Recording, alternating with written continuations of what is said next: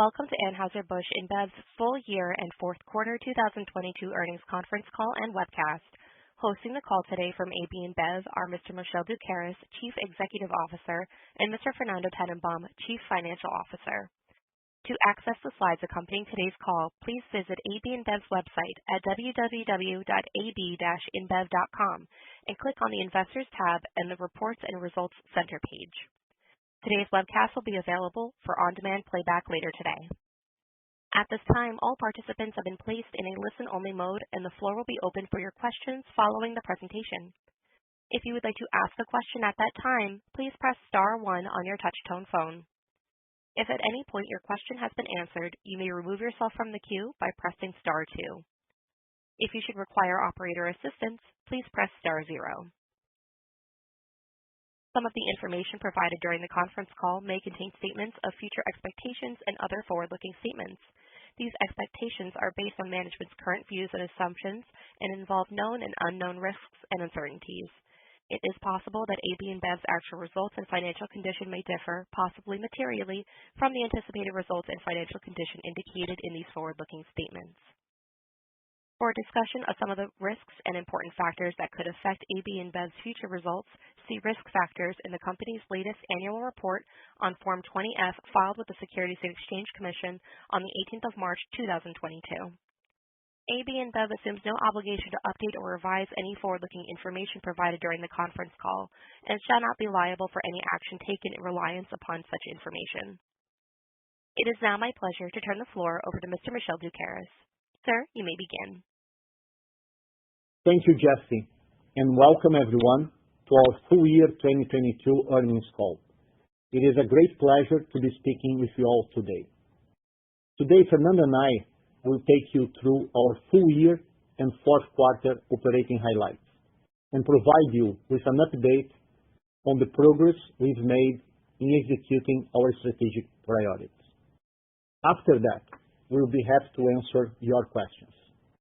Let's start with our operating performance. We are very pleased with the continued momentum of our business and the strength of the beer category across our footprint in both the fourth quarter and the full year 2022.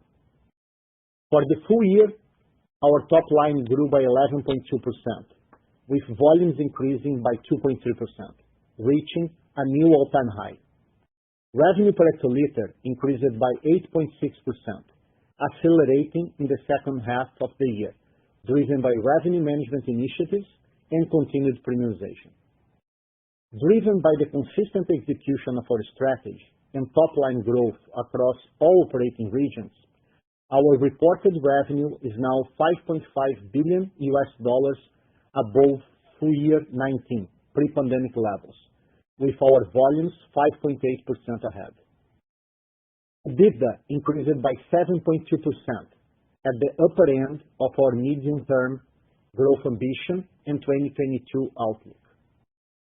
Underlying EPS was $3.03, a 5.2% increase versus last year. As a result of our performance and strong free cash flow generation, gross debt decreased by $8.9 billion this year, leading to a net debt to EBITDA ratio of 3.51 times. Following our deleveraging progress, the board has proposed a full year dividend of 75 euro cents per share, a 50% increase versus 2021. In the fourth quarter, we delivered top-line growth of 10.2%, with accelerated revenue per hectoliter growth of 11.2%, driven by the implementation of price actions, ongoing premiumization, and other revenue management initiatives. Our volumes declined by 0.6%, driven primarily by the significant impact of COVID restrictions in China and a softer industry in the US, which was impacted by the phasing of price increases and abnormally poor weather in December. We delivered an EBITDA growth of 7.6% and underlying EPS of 86 cents, a 12 cents increase versus quarter 4, 21. Our diverse geographic footprint provides a unique combination of growth and reliable cash flow generation, positioning us well to deliver superior value creation. In 2022, we delivered broad-based growth with a top-line increase in all 5 of our regions and volume growth in over 60% of our markets. Now let me take you through the operational highlights for the year from our key regions, starting with North America. In the U.S., we continue to transform and premiumize our portfolio. Our business delivered another year of top-line growth and stable EBITDA, despite the elevated cost environment. Our above-core portfolio continued to outperform the industry this year, and combined with our Beyond Beer brands, now represents over 40% of our revenue. While industry volumes in the fourth quarter were soft, we are seeing improved performance to start 2023, with year-to-date beer industry volumes down 1% and US dollar sales up 5% through the 12th of February, according to IRI. Our business in Middle Americas continues to deliver outstanding results. In Mexico, we delivered another year of double-digit top and bottom line growth, with record high volumes continue to outperform the industry. Volume growth was broad-based across all segments of our portfolio, with our above-core beer brands growing over 20%. In the fourth quarter, we completed our OXXO channel expansion, with our portfolio now available in approximately 20,000 OXXO stores nationwide. Looking ahead, we are focused on continuing to build the partnership, and we are excited by the opportunity to activate our brands and gain our fair share across the network. In Colombia, our business delivered double-digit top and high single-digit bottom line growth, led by the consistent implementation of our category expansion levers. The beer category continued to grow, gaining 80 basis points share of total alcohol this year, and with 2022 marking the highest beer per capita consumption in over 25 years. Moving on to South America, our business in Brazil reached record high volumes and grew top and bottom line by double digits as we continue to expand our market share. Our performance this year was led by over 20% revenue growth of our premium and super premium brands. Now let's talk about EMEA. In Europe, we grew top line by double digits and EBITDA by high single digits. Our portfolio continues to premiumize, with over 55% of our revenue now coming from premium and above premium brands. In South Africa, we delivered record high volumes this year, growing both top and bottom line by double digits, despite capacity constraints in the fourth quarter. And finally, APAC. In China, both the industry and our business were impacted by significant COVID-19 restrictions throughout the year, leading to a total revenue decline of 4.2% and EBITDA decline of 10.8%. While 2022 was a disrupted year, underlying demand outside of COVID-19 restrictions remained strong. As restrictions have eased and infection rates decline, we are optimistic about the industry recovery and returning to growth as channel traffic and mobility normalizes in China. Now, I would like to share with you a few highlights of the progress across our sustainability priorities. Our priorities are centered around the beer category, which is inclusive, natural, and local. With these priorities embedded into our commercial strategy, we can create value and shared prosperity for our business, our communities, and our planet. We continue to make progress across our priorities. Highlights include investing over $700 million since 2016 in social norms marketing campaigns, promoting smart drinking and moderation, reducing scopes 1 and 2 absolute emissions by 39% and improving water efficiency by 14% versus our 2017 baseline. We are working with nearly 24,000 farmers in our direct sourcing programs through research, technology, and hands-on support to help skill, connect, and financially empower them. Additionally, we progressed our circular packaging goal, with 77% of our products now in packaging that is returnable or made from majority recycled content. Kicked off cohort 4 of our 100 Plus Accelerator, program that continues to identify breakthrough, sustainable, and innovative solutions. Increased representation of women in the top 5 leadership levels of our business, from 19% in 2017 to 28% today. Now, let's move on to our strategic pillars.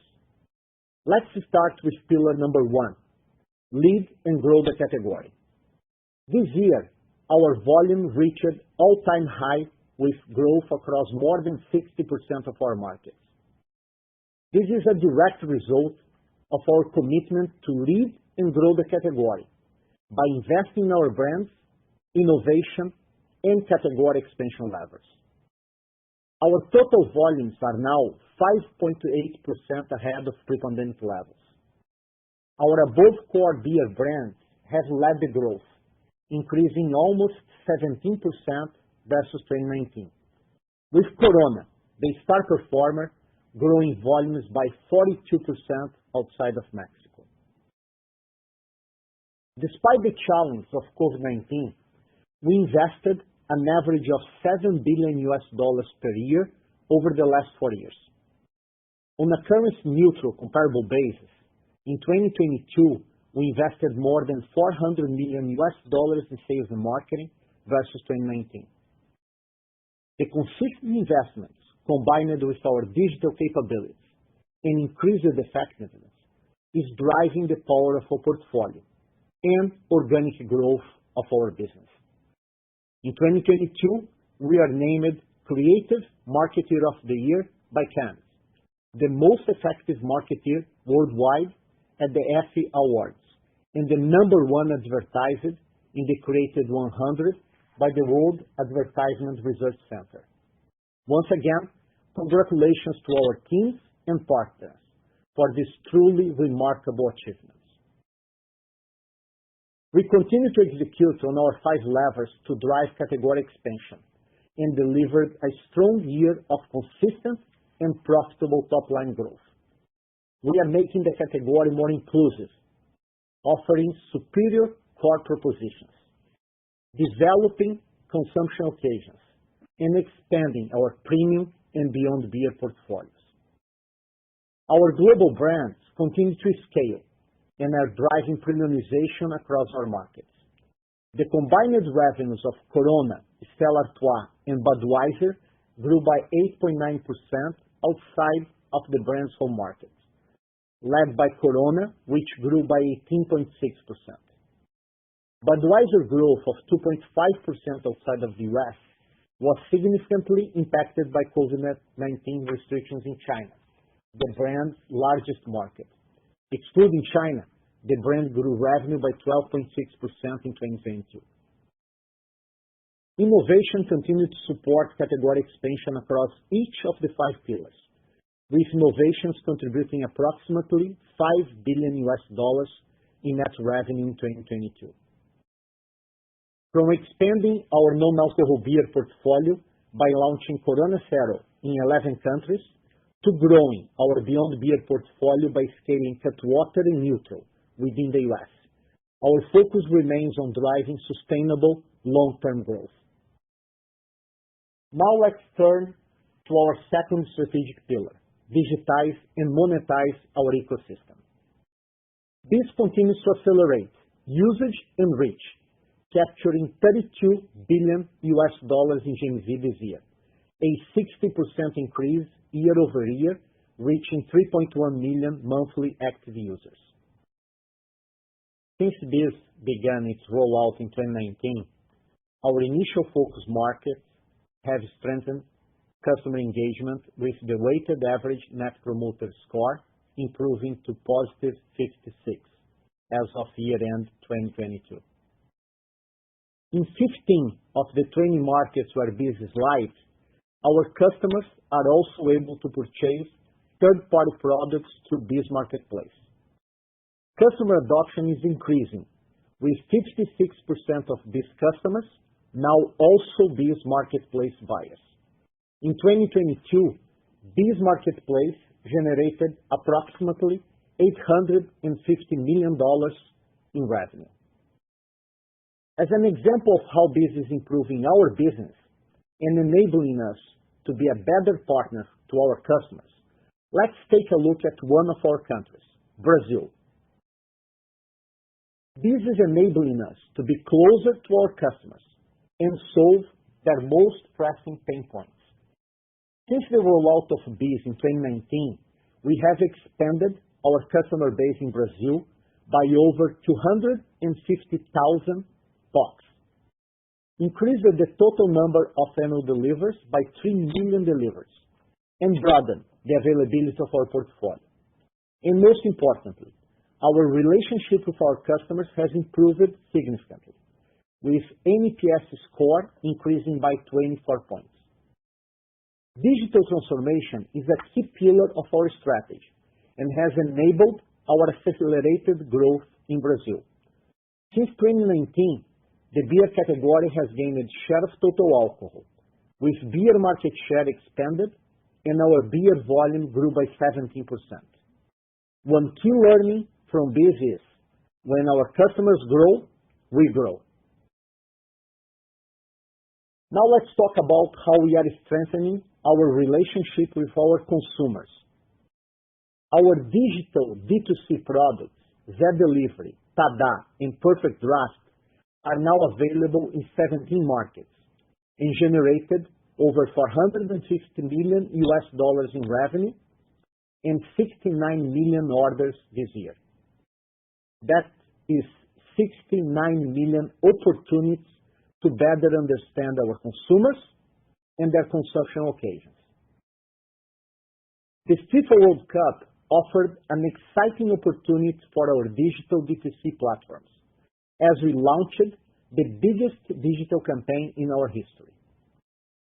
Our D2C activations yielded impressive results, increasing daily average orders during FIFA World Cup and attracting nearly 500,000 new consumers to our platforms. With that, I would like to hand it over to Fernando to discuss the third pillar of our strategy, optimize our business. Fernando, over to you. Thank you, Michel. Good morning, good afternoon, everyone. We aim to maximize value by focusing on 3 areas. 1, optimize the resource allocation. 2, robust risk management. And 3, efficient capital structure. With respect to capital allocation, we are focused on maximizing long-term value creation by dynamically balancing our priorities. We continue to invest in organic growth to support our strategy to lead and grow the category and digitize and monetize our ecosystem. The excess cash generated by our business is then dynamically allocated to our other 3 capital allocation priorities: deleveraging, selective M&A, and return of capital to shareholders. Investing in the organic growth of our business is our number 1 priority, and we have no shortage of investment opportunities. In addition to sales and marketing, which, as Michel mentioned earlier, has averaged around $7 billion per year since 2019, we also continue to invest in our facilities and capabilities, allocating $4.8 billion in net capex in 2022. Over 50% of our capex spend is to support capacity expansions, new capabilities, digital transformation, and other growth initiatives. In 2022, we invested a combined $11.7 billion in sales and marketing and net capex, and since 2019, we have invested over $45 billion to fuel growth. As you can see on slide 33, 2 times net debt to EBITDA remains the point at which we maximize value, though approximately 90% of the benefits from the leveraging can be captured as we approach 3 times net debt to EBITDA. This year, we continue to deliver strong free cash flow, generating approximately $8.5 billion. Gross debt reduced by $8.9 billion to reach $79.9 billion. As a result, we have made significant progress on our deleveraging journey, with our net debt to EBITDA ratio reaching 3.51 times. Our debt maturity profile remains well distributed, with no bond maturity in 2023 and no relevant medium-term refinancing needs. If you look at our debt maturity profile, we have $3 billion worth of bonds maturing through 2025 and more than sufficient liquidity today to redeem all of these bonds. Our bond portfolio has an average pre-tax coupon of around 4% and a weighted average maturity profile of approximately 15 years. Moreover, our debt portfolio does not have any financial covenants, and it is comprised of a variety of currencies, diversifying our FX risk. 95% of our bonds have a fixed rate, insulated from interest rate volatility and inflation. And now, let me take you through the drivers of our underlying EPS this year. In 2022, we grew underlying EPS by 5.2% versus last year, delivering $3.03 per share. This increase was primarily driven by nominal EBITDA growth, which accounted for a 29 cents per share increase. We continue to optimize our business, reducing net interest and income taxes expenses, mostly offsetting headwinds in other line items. To simplify our disclosure, as from January 1st, 2023, market-to-market on derivatives related to the hedging of our share-based payment programs will be reported in the non-underlying net finance line. As a result, we will discontinue disclosing normalized EPS as a separate metric. As we continue to optimize our business and bring our dynamic capital allocation priorities to action, in 2022, we invested $11.7 billion in sales and marketing and net capex to drive organic growth. We reduced gross debt by $8.9 billion and reached a net leverage of 3.51 times. As a result of our continued momentum and consistent deleveraging progress, the board has proposed an increase of the full-year dividend by 50% versus 2021 to 75 euro cents per share. With that, I would like to hand it back to Michel for some final comments before we start our Q&A session. Michel? Thanks, Fernando. Allow me to take a few minutes to recap my key takeaways from the year and how we are prepared to continue to meet the moment in 2023. We lead a big, profitable, and growing category. Beer is resilient and is gaining share of throat globally. We made significant progress in 2022, executing across each of our 3 strategic pillars. Driven by the increasing strength of our brand portfolio, we delivered all-time high volume and gained share across key markets. We made important strategic choices in revenue management, driving accelerated net revenue per hectoliter growth of 11.2% in the fourth quarter. We progressed our digital transformation, with 63% of our revenues now digital. 56% of these customers are now also BEES Marketplace buyers, and our digital D2C products fulfilled more than 69 million orders. We delivered another year of strong free cash flow and underlying EPS growth of 5.2%. As a result, the ABI board has proposed a full-year dividend of 75 euro cents per share. Looking ahead to 2023, we are focused on the relentless execution of our strategy and driving the momentum of our business. We have an industry-leading portfolio of brands across all price points, an advantaged geographic footprint, and superior digital products that are bringing us closer than ever to our customers and consumers. We are well positioned to meet the moment in 2023 and to create a future of more cheers. With that, I will hand it back to Jesse for the Q&A. Thank you. The floor is now open for questions. In the interest of time, we will limit participants to one question and one follow-up question. Again, if you have a question or comment, please press star one on your touch-tone phone. If at any point your question has been answered, you may remove yourself from the queue by pressing star two. We do ask that while you pose your question, you pick up your handset to provide optimal sound quality. Thank you. Our first question is coming from Simon Hales with Citi. Please proceed with your question. Thank you. Hi, Michel. Hi, Fernando. I suppose a couple. My first, Michel, is really on Mexico. I wonder if you could just talk a little bit more about what's been happening there. Clearly, Q4 volumes were a little bit weaker than the market expected, maybe a little bit slower than we saw through the first 9 months of your year. But perhaps more importantly, could you talk about how you see that market developing as we head into 2023 and you get the full benefit of the OXXO rollout into the north? And perhaps associated with that, what are you doing in those northern OXXO stores to make sure you get your fair share of the consumer offtake? So that was my first one. And then my follow-up would be just around the US market.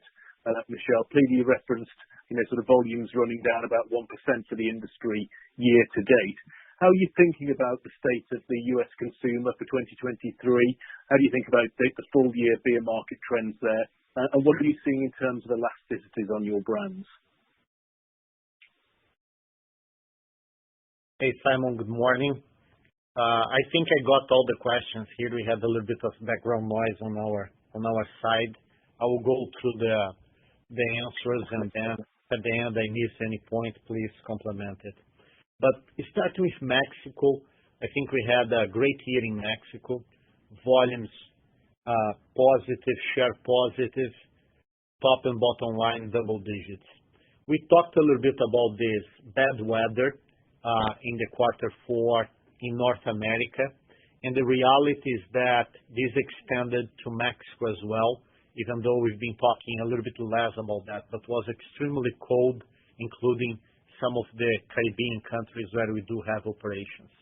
We think that as we look at this year, things are more normal, and we expect to see how the quarter one is going to be, and we'll talk more as we announce results for quarter one later. OXXO, we completed the last wave of our expansion, and we could not be more excited now with the opportunities to activate our brands across OXXO, premiumize the portfolio, and get our fair share across the network. So I think that continues to be a great opportunity as Mexico is a relevant country. OXXO expands, and we're going to be expanding our portfolio together with them. In the U.S., I think that we saw this one-off complicated quarter on quarter four. Many things there, from phasing of price increase, the effect of the 2 price increases of the year in one quarter, and a really, really complicated weather at the back end of the quarter. As we are now with a couple of weeks under the belt into January and February, the public numbers that are there, IRI numbers, they point out for volumes, give or take 1% down, revenues close to 5% up, and you see this very consistently across each and every week. Of course, there is phasing of Super Bowl, which is an important part of the industry in the first quarter of the year, but working well so far. Consumer and demand resilient. We say that different than other categories, beer does not have penetration on private labels, so we don't see what other categories see in terms of trade down. What we see is consumer changing a little bit channels and changing a little bit package. So people buying more in larger formats, both in terms of the chains, supermarkets, and the packs, and people staying more at home.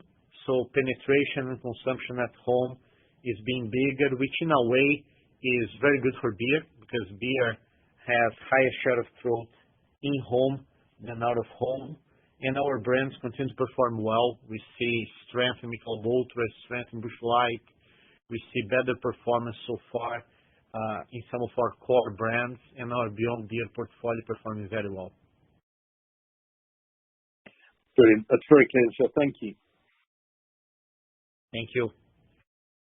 Thank you. Our next question comes from Mitch Collett with Deutsche Bank. Please proceed with your question. Thanks. Hi, Michel. Hi, Fernando. I'd like to ask a question on bees, please. I think you say in the release that 40% of your revenue in China is now via digital channels, or at least it was by December. And I think at the Q3 stage, that was 15%, so a pretty big uplift.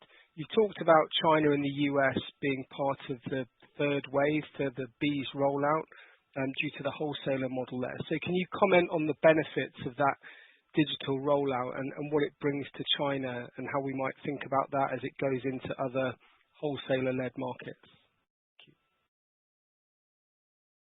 Hi, Mitch. Thank you for the question. And it's very interesting because I just came back from a trip in China. I was there in the region for 1 week, and one of the things that I spent time looking at and discussing with the team was bees. And you are right, like bees is China is one of the markets where bees was being built for a different route to market. And because of the difference on the route to market is this third wave in which the acceleration is not the same as when we have direct distribution. I was super glad to see that the product is very good.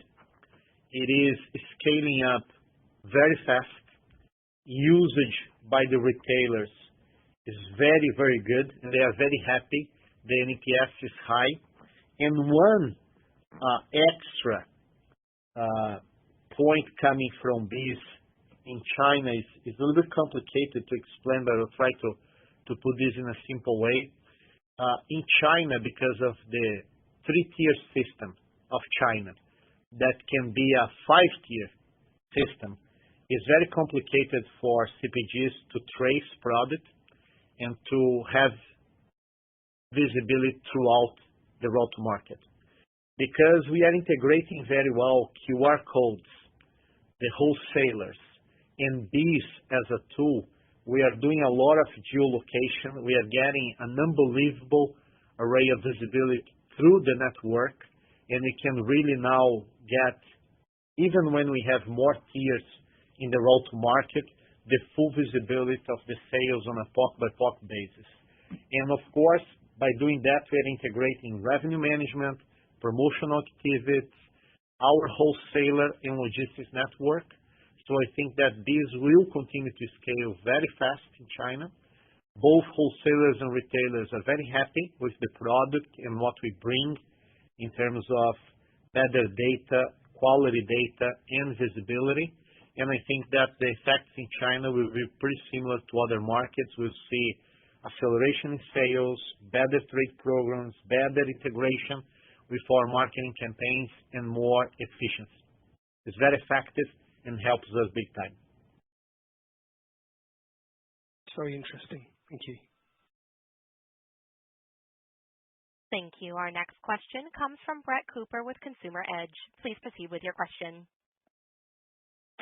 Hi, good morning, good afternoon. I wanted to dig into your approach to managing the portfolio with respect to balancing the need to support the core versus innovation. And more specifically, innovations in more traditional beer like Brahma Duplo Malte have been successful, which we can see in the innovation contribution. But expansion and beyond beer has proven, I think, a bit harder. With the company being at the strategy of innovating and extending for a period of time, I was hoping you could share learnings from your work over the last several years and maybe how you balance efforts and investments on the core versus innovation, and if that process has changed at all. Thanks.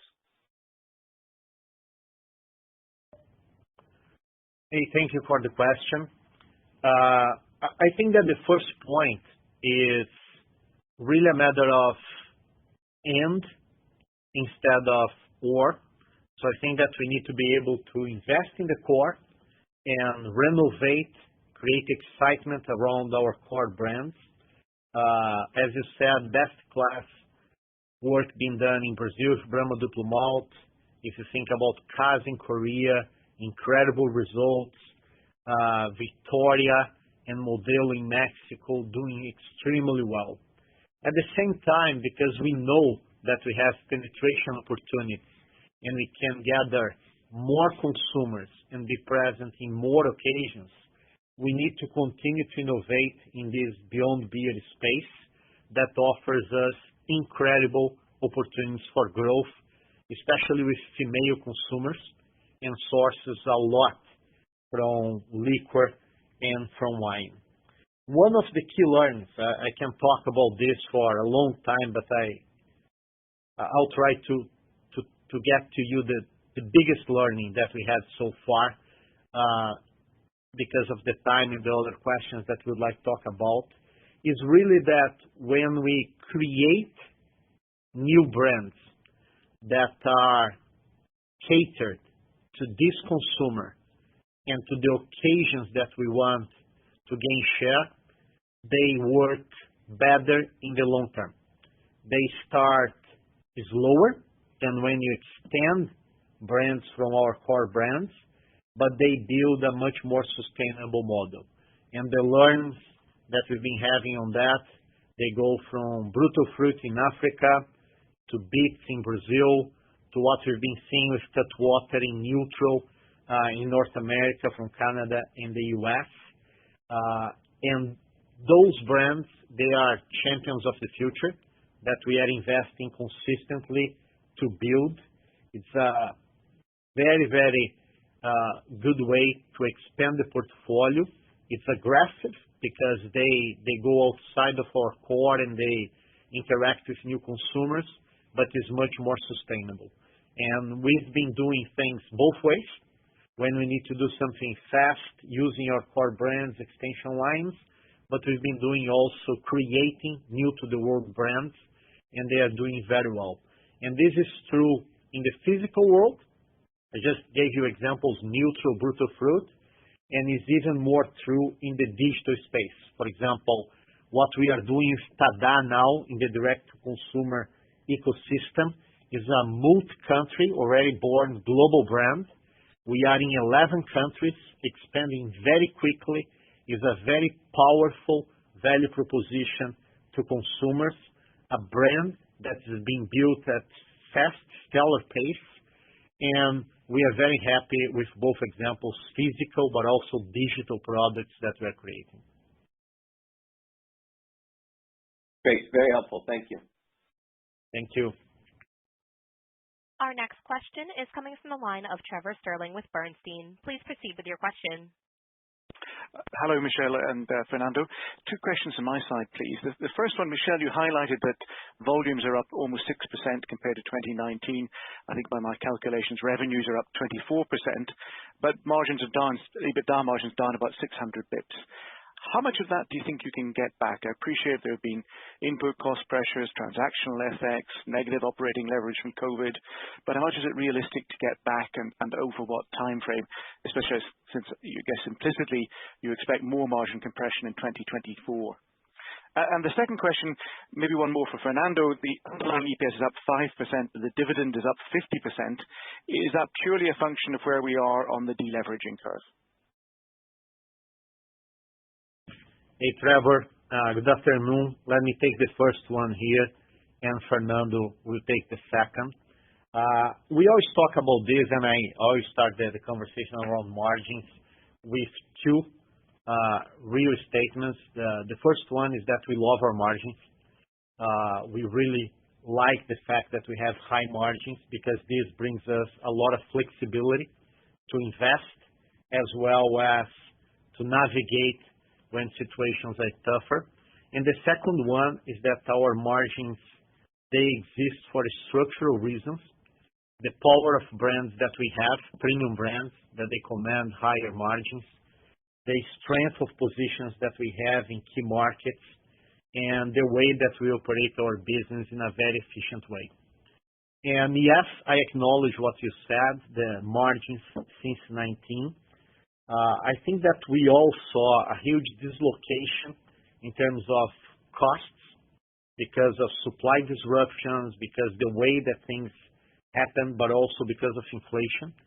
That got worse with the situation last year in Europe and commodities going even higher.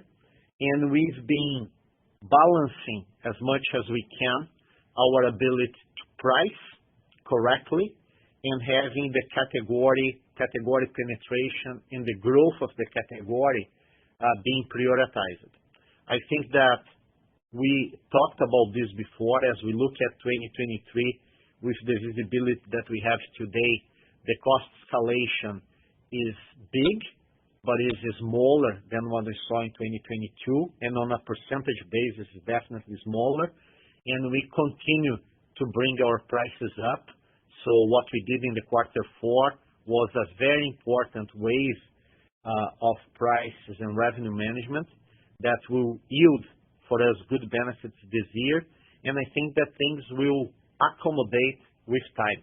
I can't precisely tell you when and how much in a time frame, but we are very focused in continuing to drive the power of our brands, charge the premium price that they deserve, and be efficient in the way that we do all activities in the company.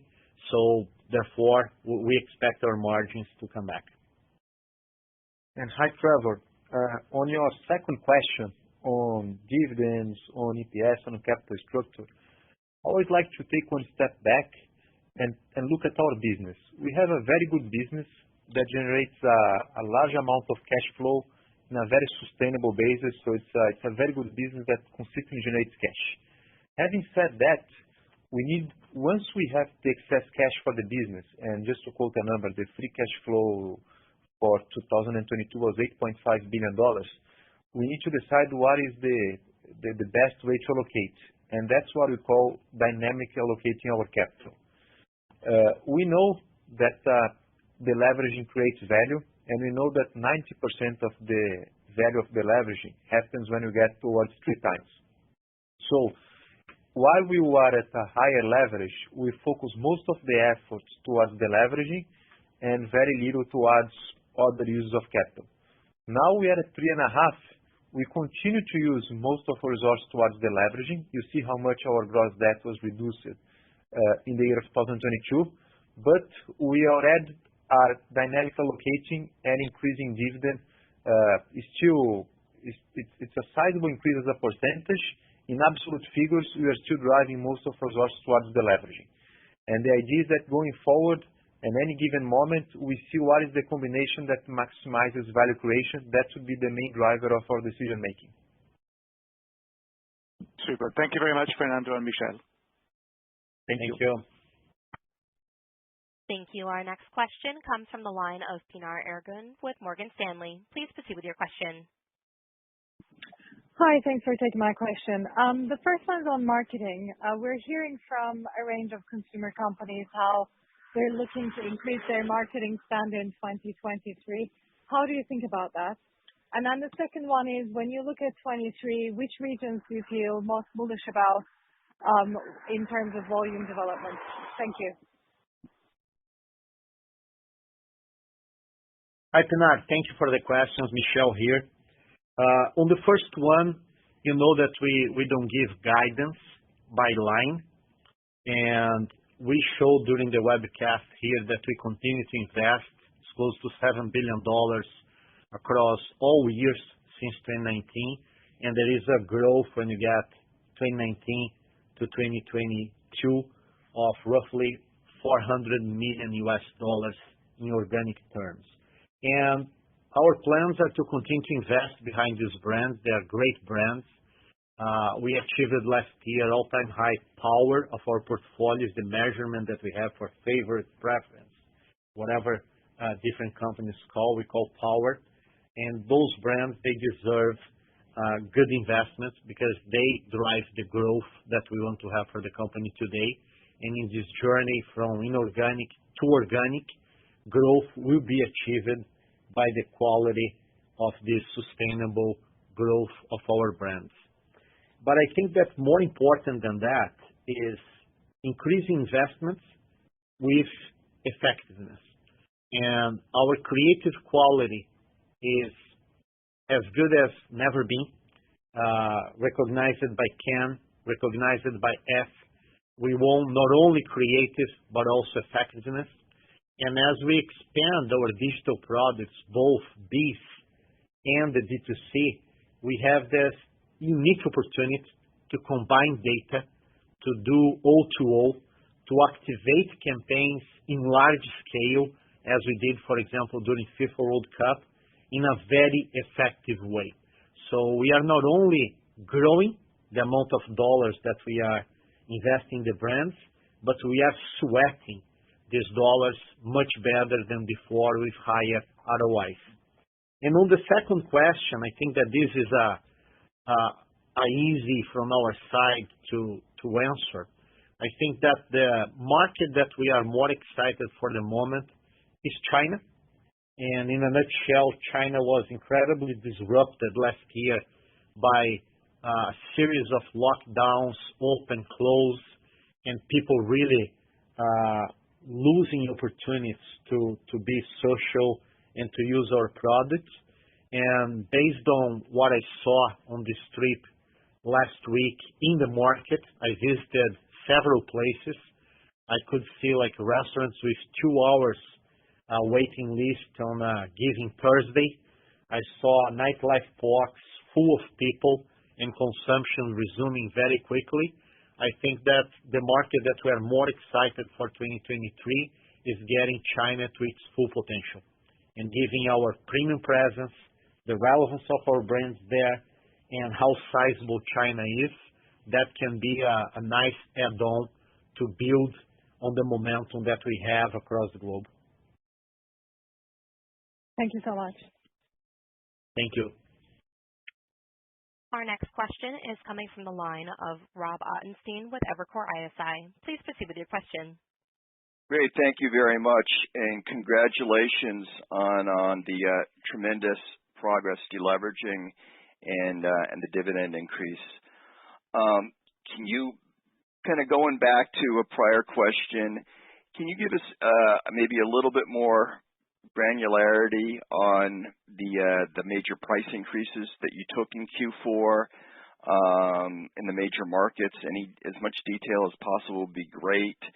And your sense of how well those are sticking, are competitors following? I mean, in most cases, you tend to lead, so that's an important dynamic. And then I have a follow-up question for Fernando.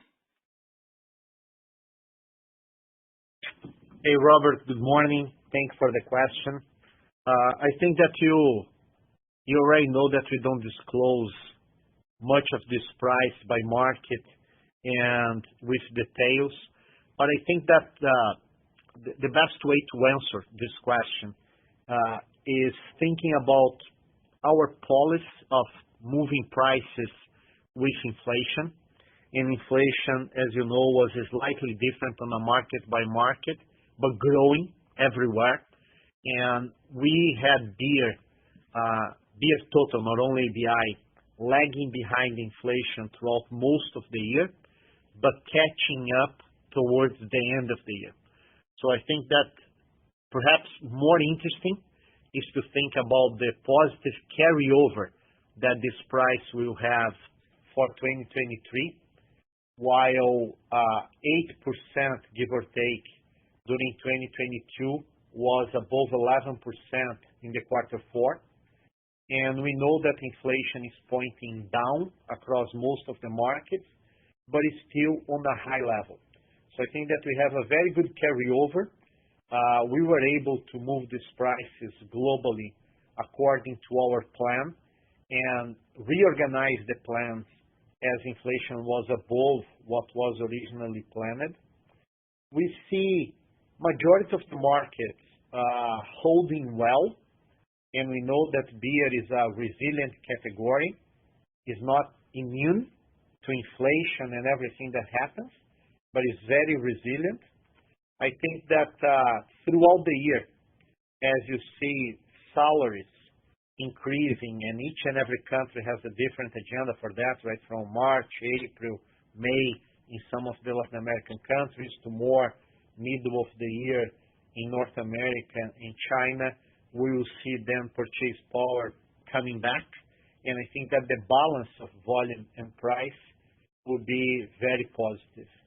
On a relativity basis, historically, we see that the relativity is holding, and in this very high inflation, high input costs, the relativity tends to be good across the markets. We monitor this, of course, because we have to balance the prices that we have, the penetration of our brands, and how the category is responding on a market to market.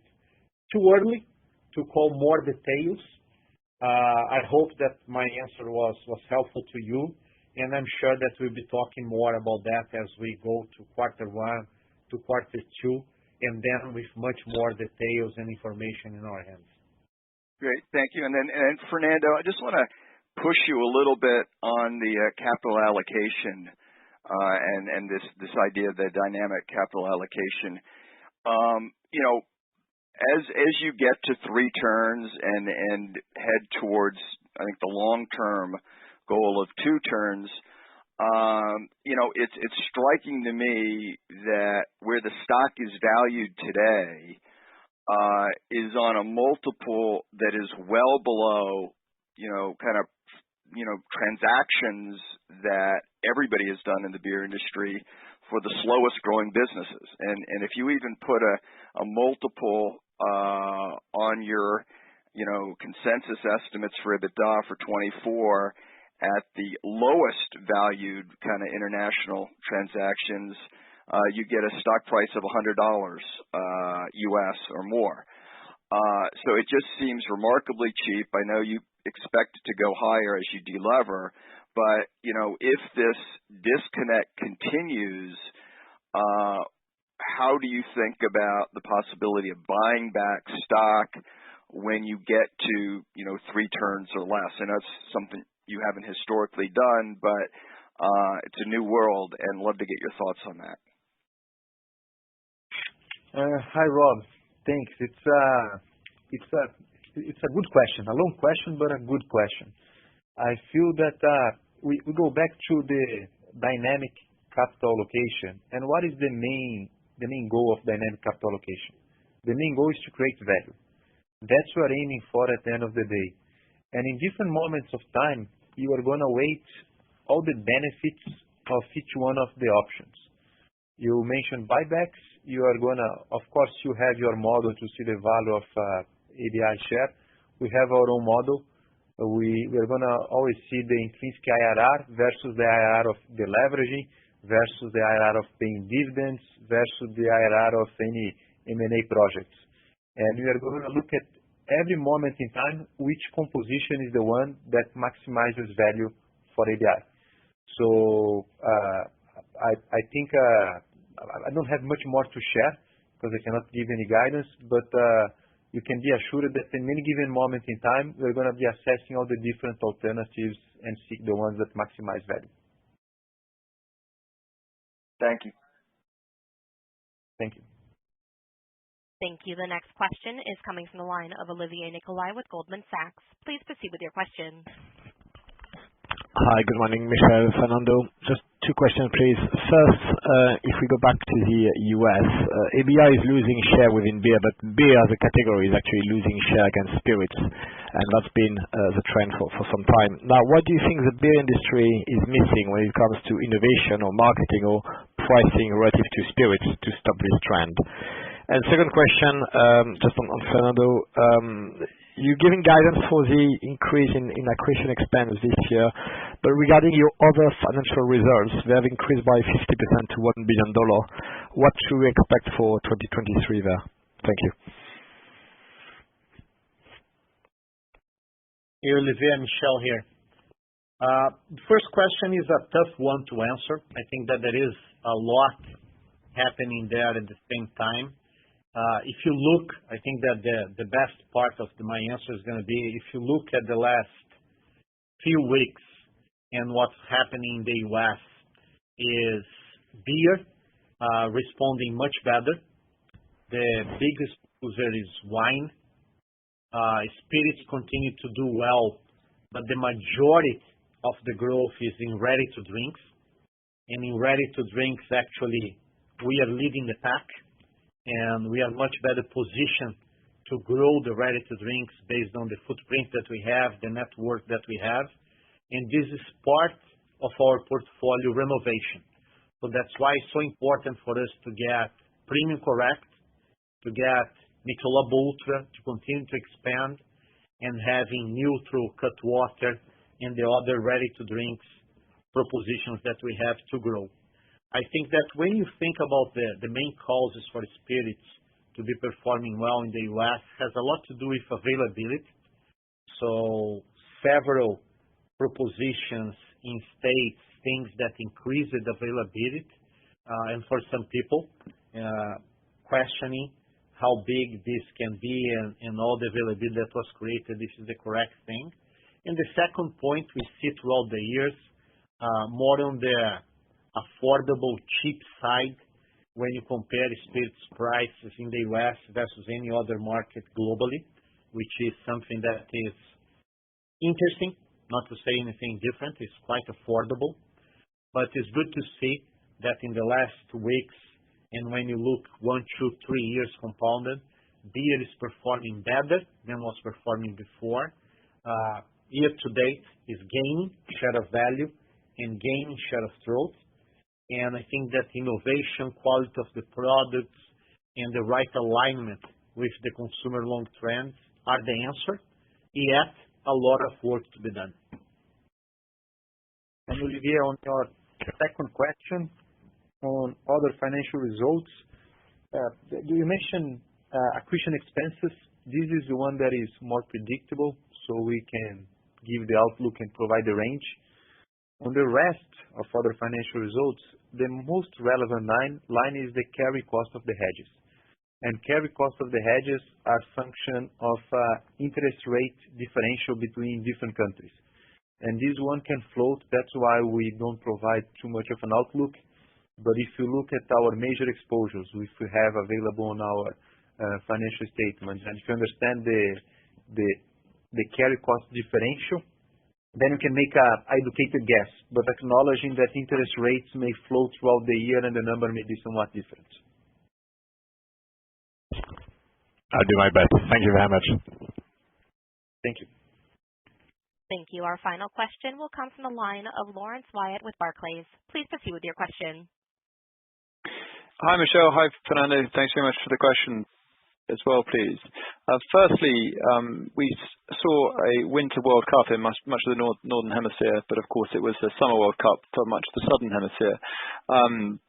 We didn't hear too much about any benefits from that over the last few months and in the last quarter. Are there any geographies that took a real benefit? Did you see anything in Brazil or South America or Africa from that World Cup benefit?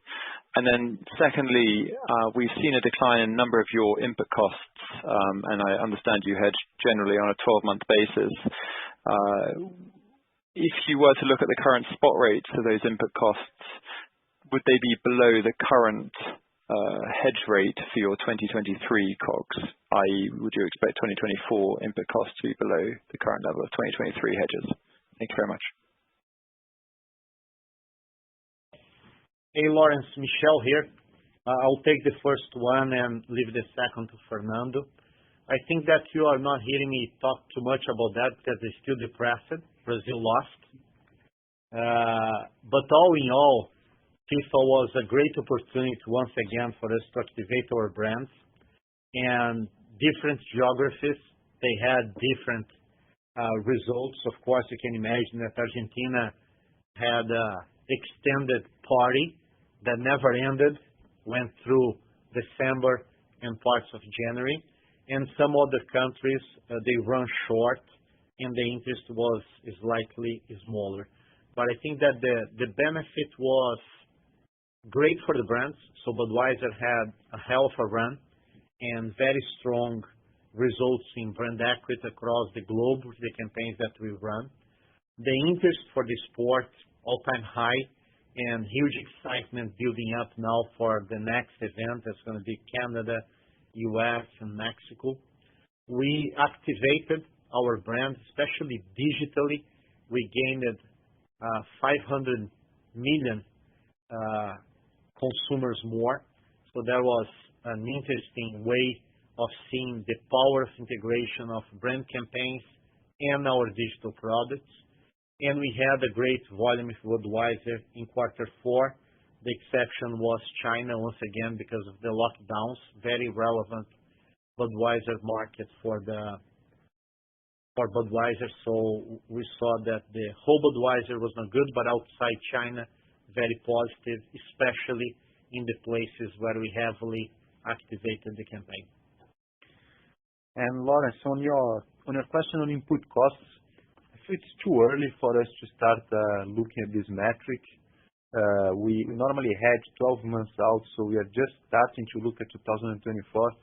Probably more as the year goes by, we're going to have a more relevant or information that is more useful for us to start thinking about. So too soon to make any comment on that. Okay then, thank you very much. Thank you. This was the final question. If your question has not been answered, please feel free to contact the investor relations team. I will now turn the floor back over to Mr. Michel Doukeris for closing remarks. Thank you, Jesse, and thank you everyone for participating, for the questions. I hope you are all doing well, and I wish you a great 2023, and we will get back to talk to you as we close quarter one. Thank you. Have a good one. Thank you. This concludes today's earnings conference call and webcast. Please disconnect your lines and have a wonderful day.